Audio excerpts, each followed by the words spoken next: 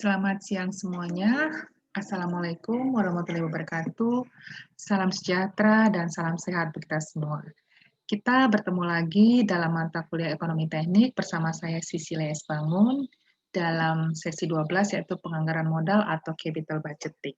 Nah, kita tahu semua bahwa capital budgeting merupakan hal yang sangat-sangat penting dalam suatu perusahaan, terutama untuk pengembangan perusahaan tersebut. Nah, kita akan bahas capital atau modal merujuk pada aktiva tetap yang digunakan dalam operasi perusahaan. Sementara budget atau anggaran adalah suatu rencana yang menjelaskan arus kas keluar dan arus kas masuk yang diproyeksi atau diprediksi selama periode tertentu di masa mendatang. Nah, kemudian kalau anggaran modal adalah suatu tinjauan umum tentang pengeluaran yang terencana pada aktiva-aktiva tetap. Nah, penganggaran modal adalah keseluruhan proses menganalisis proyek dan menentukan apakah proyek tersebut harus dimasukkan dalam anggaran modal atau capital budget, karena sifatnya biasanya agak long term ya. Pengertian capital budgeting menurut James C. Van Horn, penganggaran modal adalah proses mengidentifikasi, menganalisa, dan memilih proyek yang investasi pengembangannya diharapkan lebih dari 1 tahun.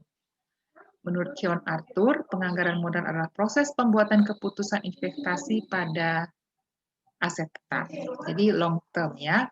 Kemudian manfaatnya apa? Dari bidang perencanaan, ini capital budgeting ini bermanfaat untuk merencanakan penanaman modal sendiri. Atau mungkin kita memang membutuhkan bantuan dari orang lain.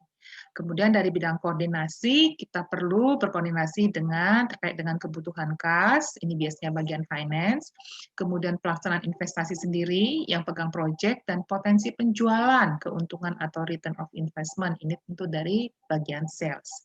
Kemudian dari sisi pengendalian, ini juga untuk mengendalikan perubahan modal, karena mungkin saja yang sudah ditetapkan akan berubah karena adanya investasi yang akan dilakukan.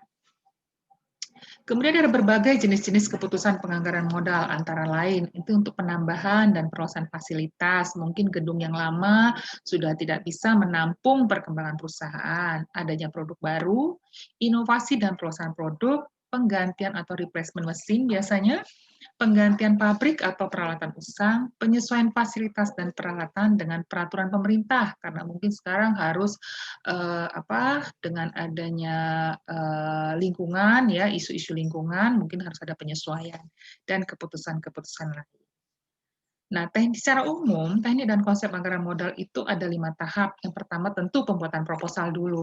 Apa nih yang akan diinvestasikan? Kajian dan analisa, dan mereview berdasarkan tujuan dan kemampuan ekonomi perusahaan. Jangan sampai karena adanya proyek ini, secara keseluruhan perusahaan akan terganggu.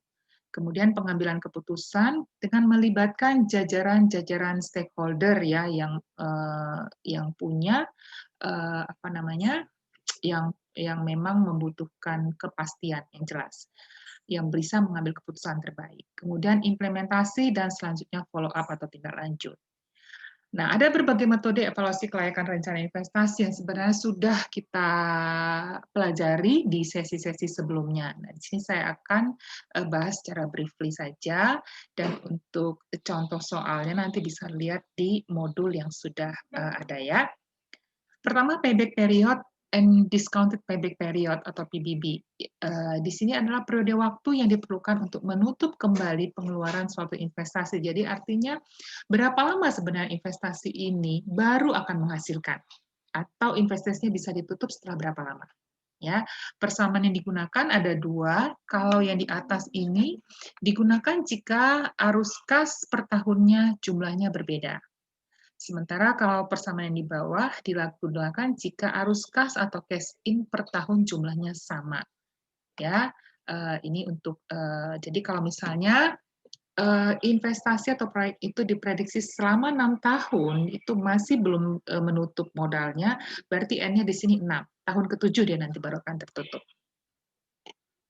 Kemudian ketentuannya, nah ini perlu diperhatikan, periode pengembalian lebih cepat itu yang layak. Jadi jika ada 2 investasi, proyeksi investasi, maka yang dipilih adalah yang memberikan periode pengembalian dengan waktu yang lebih cepat. Nah, kelebihan PBP Ini memudahkan menghitung berapa lama dana investasi akan dikembalikan. Kemudian tentu akan memberikan informasi tentang break-even point dan bisa digunakan untuk membandingkan dua proyek yang punya resiko serta rate sama. Kekurangannya, di sini mengabaikan penerimaan investasi atau proceed yang sudah diperoleh setelah payback period. Jadi hanya dilihat pada saat masa investasi saja dan tidak memberikan info tentang value added.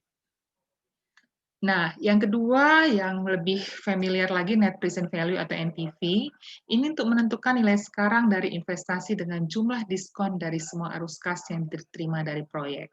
Persamaannya seperti yang bisa dilihat di depan, dan di net present value ini kita sudah menghitung semua cash in, ya, memperhitungkan semua cash in yang diterima dari proyek. Nah, selain persamaan yang sebelumnya, kita juga bisa menggunakan persamaan berikut dengan menggunakan bantuan tabel present value interest factor for an annuity. Ini bisa dilihat ya nanti. Kelebihan dari NPV, ini sudah memperhitungkan nilai waktu terhadap uang. Kemudian lebih fleksibel karena diskon faktornya bisa diubah-ubah. Tapi kelemahannya perhitungannya cukup complicated. Nah, ini juga mungkin yang menjadi penyebab kemarin dari latihan-latihan kita hasilnya belum maksimal ya. Keputusan, ini hal penting yang harus dipahami. Kalau nilai NPV lebih besar dari 0, maka investasi yang akan dijalankan diproyeksikan akan mendatangkan keuntungan, jadi keputusan atau rekomendasinya proyek dapat dijalankan. Nah, kalau NPV-nya sama dengan 0, ini artinya so-so. Ya nggak untung, ya nggak rugi.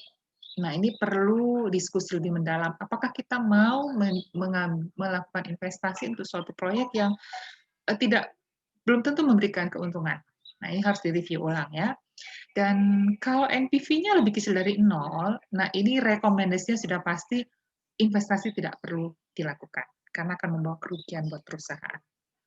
Ada lagi internal rate of return. Metode ini dapat dijadikan indikator tingkat efisiensi sebuah investasi, di mana investasi dapat dilakukan jika laju pengembaliannya lebih besar dari laju pengembalian investasi lain. Artinya di sini kita membandingkan antara dua investasi dan IRR yang paling cepat, yang lebih besar, laju pengembalian lebih besar, itulah yang akan dipilih.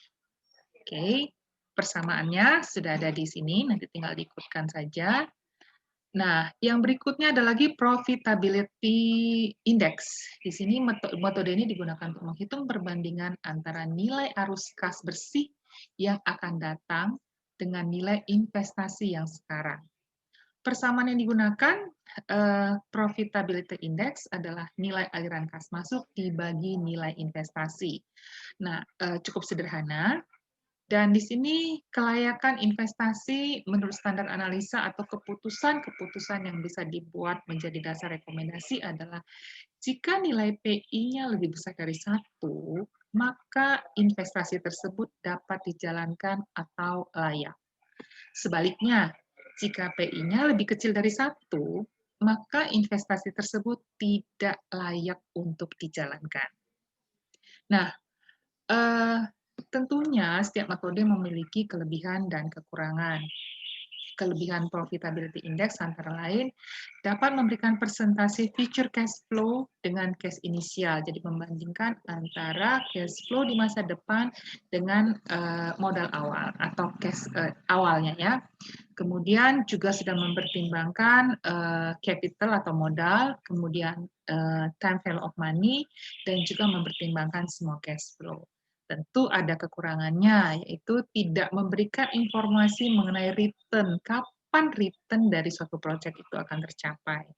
Kemudian dibutuhkan juga cost of capital untuk menghitung PI, dan tidak memberikan informasi mengenai resiko dari proyek tersebut. Dan yang paling terakhir nih, susah untuk dimengerti atau dijadikan indikator apakah suatu proyek memberikan value kepada perusahaan atau tidak. Nah, jadi kalau dilihat tadi masing-masing metode itu sudah memiliki kelebihan dan kekurangan. Tentu ada beberapa hal yang bisa menjadi masukan input juga dalam memilih metode mana yang paling tepat. Tentu pertama, ditentukan jenis proyeknya seperti apa. Sensitivitas dari proyek. Jadi kalau proyek itu memang sangat sensitif, mungkin analisa yang lebih detail yang perlu dilakukan. Kemudian juga kemampuan dari tim dalam membaca. Ini juga perlu, jangan sampai nanti salah dalam mengambil keputusan. Nah, demikian untuk penjelasan dalam sesi kali ini penganggaran modal.